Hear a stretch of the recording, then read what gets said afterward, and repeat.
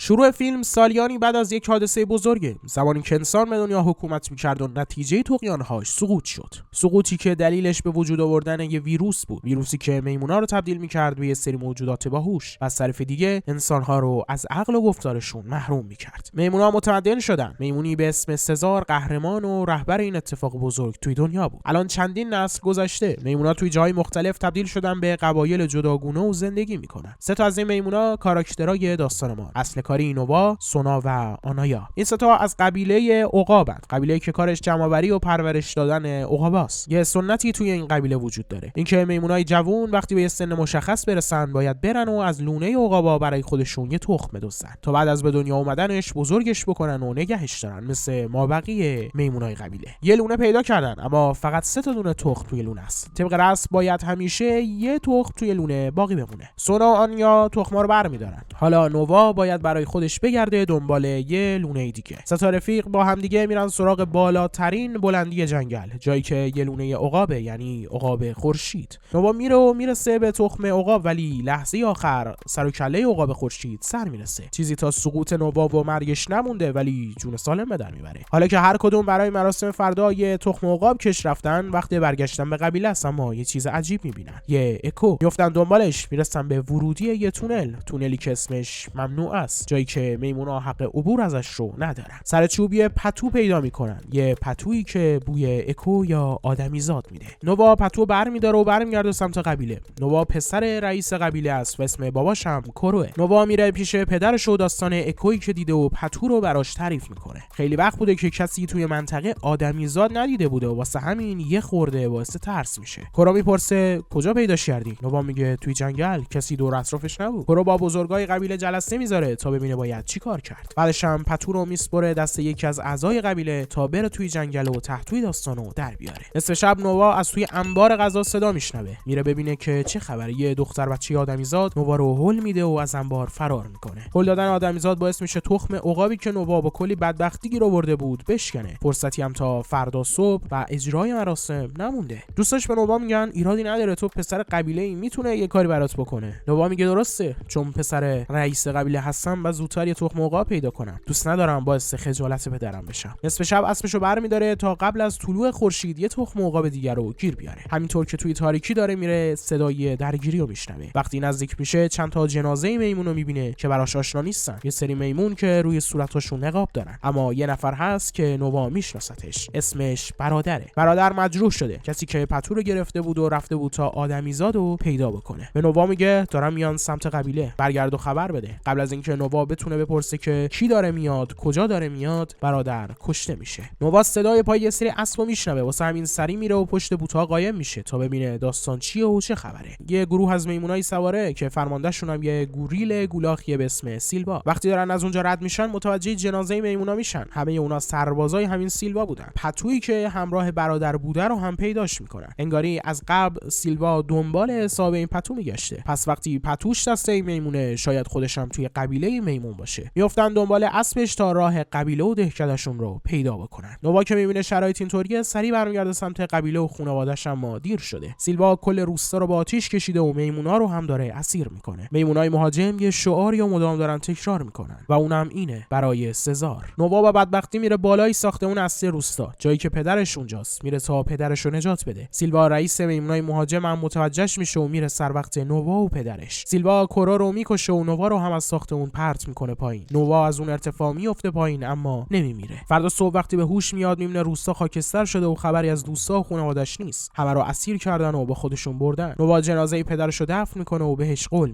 میده که انتقامش رو بگیره. قول میده که همه خانواده رو دوباره برگردونه به همین جا. نووا سوار اسب میره سمت تونل ممنوعه، جایی که آدما ازش میومدن. و اینجا اولین بار ساختمون و شهرهایی میبینیم که مال آدما بود، البته چندین نسل قبل. نووا همه چیز براش غریبه، هیچیو نمیشناسه، ولی مسیرش رو چند روز ادامه میده. یه روز صبح عقاب پدرش یعنی خورشید سر میرسه. انگاری تمام این مدت داشته نووا رو تعقیب میکرده. نووا سعی میکنه بشونتش روی دست خودش مثل پدرش، اما عقاب زخمیش میکنه و میره. انگار هنوز نووا آماده این کار نیست. توی جنگل انگاری یه رد دوده. نووا میره تا ببینه این دود از کجاست. وقتی میرسه به منبع دود میفهمه روی یه سقف شیشه‌ای وایساده و همونم میشکنه و میفته پایین. اون پایین یه اورانگوتان تنها زندگی میکنه به اسم راکا. اول فکر میکنه نووا از همون میمونای نقابداره، منه. اما نووا میگه من از اونا نیستم، اونا خانواده و قبیله منو اسیر کردن. تو میشناسیشون درسته؟ نمیدونی کجا میشه پیداشون کرد؟ راکا میگه اینکه کجا رفتن و چطور میشه پیداشون کرد رو نمیدونم، اما قبل از اینکه تو بیای اونا اینجا بودن. اونا دهشته‌ای تو رو از بین بردن و تنها دوست منو هم کشتن. دستشون به من نرسید. من مخفی شدم، جون خودمو نجات دادم و همینطور این کتابا رو. نووا حالا چیزی شبیه به کتاب ندیده بوده، اصلا نمیدونه چی هست. راکا میگه من جزو دسته سزار بزرگ بودم، دانسته های اون رو یاد گرفتم. به اینا میگن کتاب، یه راه واسه ذخیره کردن باور و آموزه هامونه. این کتابا قوانین جامعه میمون ها رو تشکیل میده. نووا اسم سزار براش آشناست، یه گروهی که به دهکده منم حمله کردن همین اسمو میگفتن. راکا آخرین عضو زنده از گروه سزار بزرگه. به نووا میگه اونا هیچی از آموزهای سزار بزرگ نمیدونن، اونا سربازای میمون ظالمیان به اسم پروکسیوس سزار. اون داره آموزهای سزار بزرگو به وحشیانه ترین شکل تغییر میده، داره همه چیزو تحریف میکنه، دنبال اینه که یه امپراتوری برای خودش بسازه، البته بدون موجودات دیگه. اما سزار بزرگ میخواست دنیایی به وجود بیاره که میمونای متمدن بتونن کنار آدما زندگی کنن. نووا میبینه انگار توی دنیا خیلی چیزا هست که ازش بیخبره. از راکا میخواد همراهش باشه تا بتونه خانواده‌شو پیدا کنه و ازش چیزی یاد بگیره. دوتایی سوار اسب میشن و مسیر رو ادامه میدن. وقتی شب میرسه یه جا اتراق میکنن تا استراحت کنن و غذا بخورن. اونجا یه آدمیزاد میبینن، یه دختر. نووا میفهمه این همون دختری که اومده بود توی قبیله‌شون، ولی راکا میگه آروم باش، کاری بهش نداشته باش. یکم غذا براش پرت میکنه تا دختر بخوره. راکا میگه این همون چیزیه که سزار بزرگ میخواست. اون پتوی همراهتو بده بهش، انگاری سردشه. نووا میگه عمرن این مال مادرمه. راکا میگه لازم نیست نگرانش باشی، بهش آسیبی نمیزنه، پتو رو بده بهش. اواخر شب نووا بلند میشه تا یه گشتی اطراف بزنه، ببینه اصلا اینجا کجا هست. همونجاست که یه تلسکوپ میبینه. وقتی از طریق تلسکوپ ستاره ها رو میبینه براش خارق العاده است. فردا صبح ستایی سفر رو ادامه میدن. توی مسیر کنار رودخونه با یه گله گورخر برمیخورن. هم نووا و هم راکا اولین بار همچین چیزی میبینن. یکم بعد سر و کله یه سری آدم بدوی هم پیدا میشه، آدمایی که دقیقاً مثل حیونا زندگی میکنن. راکا به نووا میگه تو به مسیرت ادامه بده، من این بچه رو میرسونم کنار خانواده‌اش، خودم هم میمونم پیششون، باید دستور سزار رو عملی کنم، باید بمونم و به این آدما آموزش بدم. چیزی که هدف سزار بود زندگی مسالمت‌آمیز ما میمونا با این آدماست. هنوز نووا خیلی دور نشده که سر و کله سیلوا پیدا میشه و شروع میکنه به شکار کردن آدما. وسط این بلبشو راکا و دختر بچه هم هستن. دختر بچه از رودخونه دور میشه، داره از دست سیلوا فرار میکنه که نووا نجاتش میده. راکا هم جون سالم به در میبره. نووا نسبت به دختر بچه مشکوکه، انگاری با اون آدمای بدوی کنار رودخونه فرق میکنه. راکا میگه مطمئنی نمیتونه حرف بزنه؟ راکا میگه آره، آدما قادر به حرف زدن نیستن. اما دختر میگه چرا؟ من میتونم حرف بزنم، اسمم میه، میدونم خانواده تو هم کجان. میگه خانواده تو توی یه اردوگاه نگهداری میشن، همون جایی که من دارم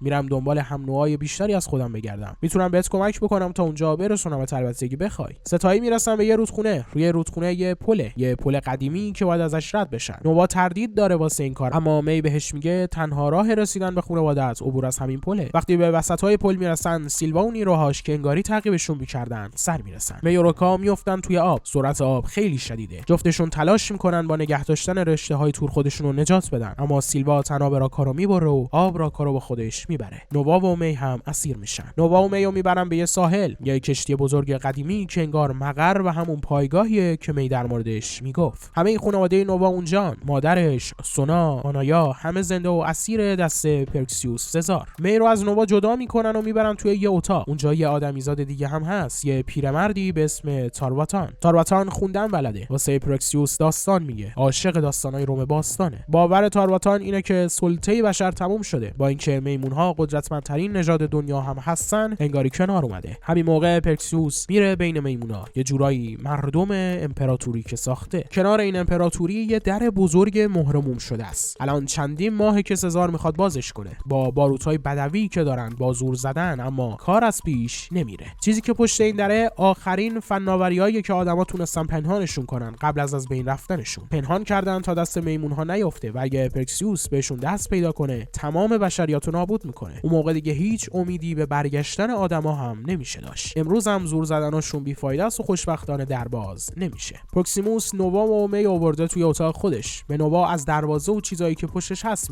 میگه ببین دوست من، آدما سالها پیشرفته بودن، توانا بودن، یه چیزایی داشتن که ما نه. همه چیز پشت اون در پنهانه. ما میمونا اگه بخوایم به قدرت مطلق برسیم به همون چیزا نیاز داریم. تو با این آدمیزاد همراه بودی، بهت نگفت چطور میشه رفت تو؟ اون قطعاً یه راهی براش داره، تو نمیدونی؟ نووا از هیچی خبر نداشته، فکر میکرده می میاد اینجا تا هم نوعای خودش رو نجات بده، دقیقاً مثل کاری که خود نووا میخواد بکنه. اما انگار داستان متفاوته. می دنبال نجات آدماست، یا شاید دست پیدا کردن به فناوری تا تا بتونن دوباره میمونا رو توی قفس کنن و کنترلشون کنن. نووا دیگه از اینکه بتونه قبیله خودش رو نجات بده، از اینکه بتونه کاری بکنه ناامید شده. اما نشان گردنبند راکا و یادآوری آموزه‌های سزار بزرگ یه بار دیگه بهش امید میده. رفتار عقاب خورشید هم این بار با نووا فرق میکنه، چون میدونه این بار آمادگیشو داره. نووا مخفیانه میره پیش می میگه من نمیخواستم به شما آسیبی بزنم، من دنبال یک کتاب میگردم، یک کتاب که بتونه توانایی حرف زدن آدما رو دوباره بهشون برگردونه. به وجود اومدن این ویروس و اتفاقای بعدش قدرت حرف زدن از آدما گرفته، من فقط دنبال اونم. اونجا وسیله هایی هست که اگه دست پرکسیوس بیفته خیلی خطرناکه. من کتابو برمیدارم، بقیه‌اش رو با هم نابود میکنیم. خوبه؟ نصف شب وقتی اجرایی کردن نقشه است، از همون باروتا کار میذارن روی آببند جلوی همون در تا بعد از برداشتن اون وسیله‌ای که می میخواد با نابود کردن اون آببند کل وسایل داخل رو هم از بین ببرن. اینجوری نووا هم میتونه قبیله خودش رو از اینجا نجات بده. همه چیز داره درست پیش میره، اما ترواتان از قضیه بو برده. ترواتان میگه این کار اشتباه بزرگه دختر جون، من بهت یه فرصت زندگی دادم ولی تو خرابش کردی. می بهش میگه با من بیا، زندگی تو میتونه بهتر از قصه خوندن برای میمون باشه. اما ترواتان انگار باورش رو کاملا نسبت به بشریت و انسانیت از دست داده، واسه همین میخواد نقشه رو به پرکسیوس لو بده، اما می نمیذاره. بعد از اینکه مواد منفجره رو بردن و روی آببند نصب کردن، از راه تهویه بالای ساختمون وارد بشن. اون چیزی که می بهش میگفت کتاب و دنبالش میگشت، یه قطعه کامپیوتری برای فعال کردن سیستم‌های ماهواره‌ایه. منظورش از زبون حرف زدنم برقراری ارتباط با ماهواره‌ها بوده. میمونا هم توی گشت و گذار یه سری کتاب پیدا میکنن، کتابایی که گذشته میمون‌ها رو به تصویر کشیده. دوره‌ای که آدم‌ها قدرت مطلق بودن و میمون‌ها به رشد نرسیده بودن. با دیدن نکسا باور نووا در مورد حرف راکا و زندگی مسالمت‌آمیز آدم و میمونا کم کم داره رنگ می‌بازه. می برای اجرای نقشه درو باز میکنه. پرکسیوس و نیروهاش میان تو. می با یه اسلحه یکی از سربازاشو میکشه و بعدش هم سد جلوی آبو میترکونه. همه میمونا به تکاپو میافتن و فرار میکنن. آب با سرعت وارد ساختمون میشه. همه چیزایی که پرکسیوس واسش نقشه میکشید داره آب نابودش میکنه. کل فناوری آدما رو. دیگه زنده موندن نووا اهمیتی نداره. پس سیلوا همون گوریله میفته دنبال نووا تا کارشو تموم کنه. نووا فرار میکنه و سیلوا بین لوله ها گرفتار میشه و زیر آب غرق میشه. همه میمونا نجات پیدا کردن. پرکسیوس هم جزوی از همه است. پرکسیوس شروع میکنه کتک زدن نووا به خاطر اینکه کل امپراتوری که ساخته بود رو خراب کرده. میخواد نووا رو مجبور کنه تا بهش تعظیم کنه، اما نووا شروع میکنه به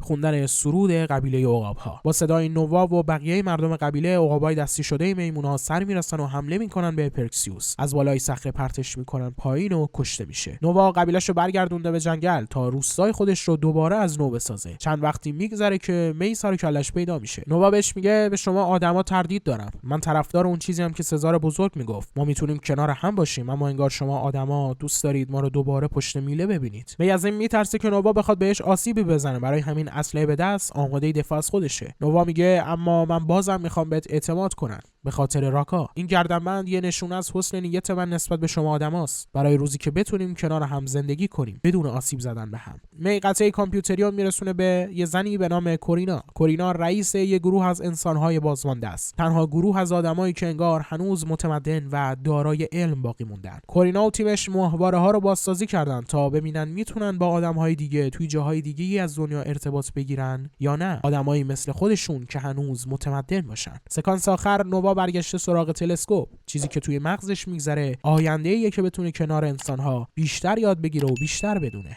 و آدم‌ها اون سمت بالاخره تونستن ارتباط برقرار کنن با یک سری انسان متمدن دیگه و این پایان انگار خود شروع یه دوره جدیده. سم سینما خلاصه فیلم‌های اعلان دار.